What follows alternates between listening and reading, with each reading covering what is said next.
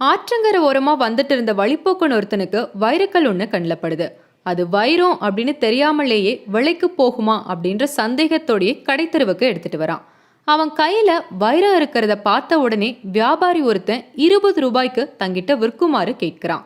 ஆனா வழிப்போக்கனும் பேரம் பேசி பார்ப்போமே அப்படின்ற எண்ணத்தோட 25 ரூபாய்க்கு கேட்கிறான். 5 ரூபாய் அதிகமா கொடுக்க விரும்பாத அந்த வியாபாரியும் 20 ரூபாய்க்கு பேரம் பேசுறான். இதை கவனிச்ச இன்னொரு வியாபாரி 25 ரூபாய் கொடுத்து அந்த வைரத்தை வாங்கிட்டு போயிடுறான்.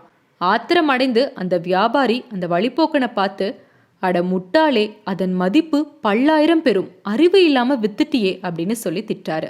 அதுக்கு வழிப்போக்கன் சொல்றான், அந்த கல்லுக்கு என்னுடைய மதிப்பு அவ்வளவுதான் அப்படின்னு. ஆனா அது வைரம், அதோட மதிப்பு தெரிஞ்சும் அதை தவற விட்ட நீதான் மிகப்பெரிய முட்டாள் அப்படிங்கிறாரு.